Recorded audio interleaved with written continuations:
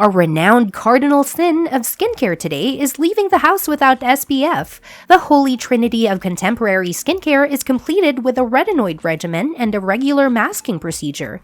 Even though this is common knowledge today, a few decades ago it was all about the bronzed goddess.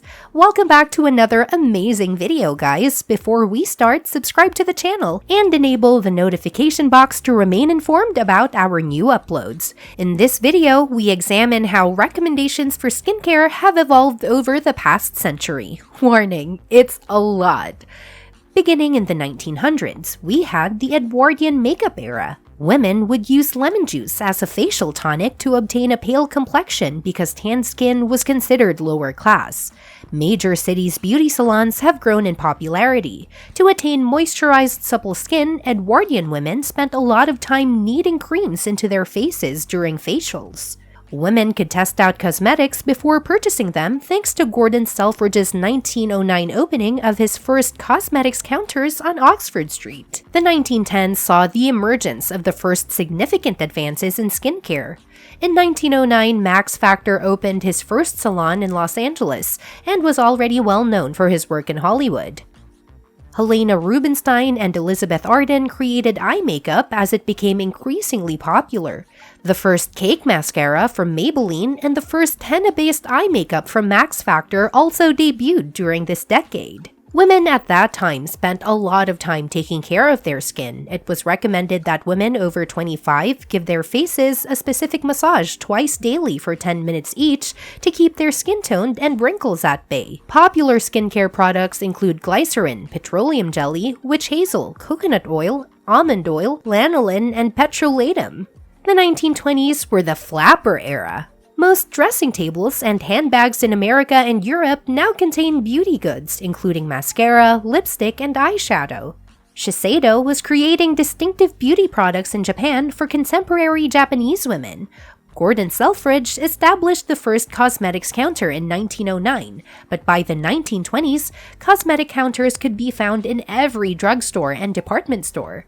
One of the main trends of the time was to shape the mouth and the lips. After that, bleaches and light powder were still widely utilized to obtain the white complexion. The 1920s also saw a rise in interest in a youthful appearance, with cosmetic businesses utilizing it as a selling point to ensure a youthful appearance. Pencil-thin eyebrows came to symbolize the 1930s. Plucking eyebrows became highly popular, and lighter, more feminine hues replaced dark kohl eye makeup.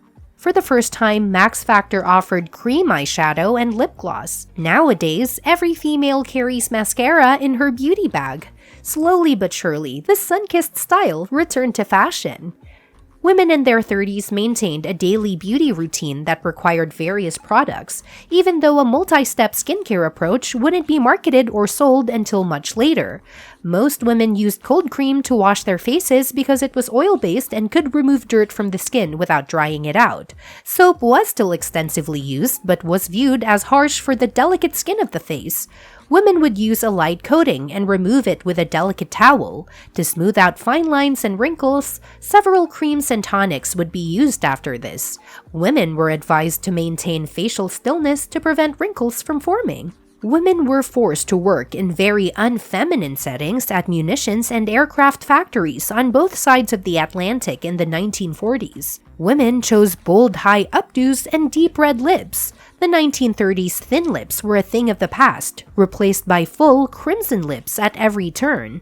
As more and more women began working in industries and on farms, simplicity and convenience were significant factors. Many fatigued girls could be cheered up by red lips, and in the USA, lipsticks were regarded as important for the war effort to maintain morale. Electrical current was widely employed in the salons in the 1930s to tighten and restore skin, which persisted throughout the 1940s. The Elizabeth Arden Youth Mask was a well-known treatment that involved a paper mask covered in tinfoil attached to a box that delivered low-intensity microwave energy. In terms of makeup, the 1950s were truly a golden era. Unknown models began to compete with well-known Hollywood actors for the role of the face of major makeup firms. In cosmetics, thick foundations were applied to produce a mask-like effect, and the eyeliner flick was a signature style. It was also when skincare products began to sell well, and everyone was looking for the ideal skincare to keep them looking young. The emergence of the London fashion scene in the 1960s gave rise to the London look era. Now, Portobello Road and Carnaby Street have become the focus of attention. The 1960s were the first retro decade with 1920s-inspired makeup and clothing.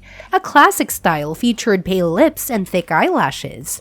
In the 1960s, women started to place less emphasis on having the perfect complexion, because complexions across the nation improved as skincare regimens became multi-product regimens, and lightweight and transparent finish foundations gained popularity. Multi-step skincare regimens increased, and products were now selected based on your skin type. Beginning in the 1960s, the Dove Beauty Bar washed sensitive skin worldwide. The 1970s saw the continuation of women's freedom, and as a result, this was when women were choosing a more natural appearance, which encouraged women all over the country to stop getting done up to please men.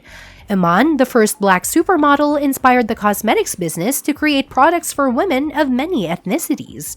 In the 1970s, women favored lighter foundations, which expanded the market for skincare products. Additionally, anti-aging products were becoming more and more significant. To accommodate the rising demand, skincare businesses moved into the ethnic, teen, and men's sectors and developed more organic products. The first anti-aging products were introduced in the 1980s to promote collagen's anti-aging properties. Collagen and other extracts were now included in skin compositions. Popular at-home beauty treatments that were heavily pushed by celebrities included mud masks. The 1980s was an experimental decade for cosmetics. As more women entered the workforce, both clothing and cosmetics got bolder and more colorful, giving the wearer an appearance that was equivalent to that of a man, whether they were entering a boardroom or a neighborhood pub. Although the 1990s weren't the best for fashion, they were unquestionably a pivotal decade in the development of skincare. During that time, a lot of popular trends that are currently popular got their start. The beauty retail sector saw a shift as well, with numerous specialized stores established all over the world. The 1990s saw the introduction of sophisticated, performance-focused skin treatments heralding the start of serious skincare. The strong makeup of the 1980s made way for highlighting natural features in cosmetics. Perhaps the 2000s weren't that long ago. 22 years, where has the time gone? However, it was a significant decade for skincare. Organic skincare has become more widely available and more reasonably priced. As hyaluronic acid moisturizers became popular, producers added antioxidants, sunscreens, and skin-energizing ingredients to help the skin recharge. The primary change during that decade was the shift in manufacturing toward all-natural or partially natural and organic ingredients away from animal synthetically derived ingredients.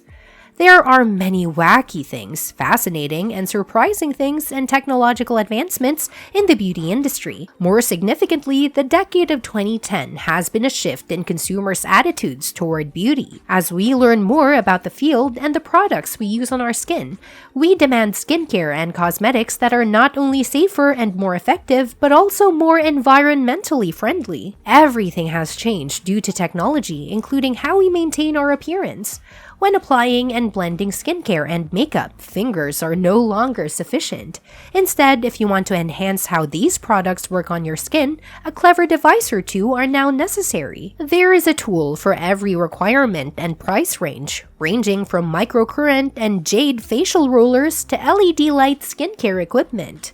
These claim many advantages, including the ability to firm and tighten skin, soothe skin, increase the penetration of skincare products, and even address acne issues. Although matte lip is nothing new, it unquestionably helped to define the beauty trend of the 2010s. Additionally, it cleared the way for introducing liquid lipstick, a new item that is equally adored and despised as it dries up lip moisture. In 2020, we will have discovered the truth. Some of the most often used chemicals in the cosmetic industry, such as parabens, phthalates, sulfates, and synthetic perfumes, can irritate our skin or even worse, lead to more serious health issues in the future. Naturally, not all artificial ingredients are dangerous. Without the usage of some necessary synthetic components, it is also challenging to create some products or guarantee their lifetime. Knowing which products are safe to use and kind to the skin is crucial. While there are still issues to be discussed, one thing is certain: clean beauty is here to stay, and every cosmetics firm considering the future must consider it. For us to enjoy guilt-free beauty, other firms have started to investigate the ethical and sustainable sourcing of materials. Is it a difficult task or one that is genuinely solvable? The solution will become clear over the next 10 years, and ideally, we'll be much closer to being ecologically friendly by then. We sincerely hope you found the video interesting and enjoyable. With an amazing new video, we'll be back shortly. A new video may be coming soon, so stay tuned.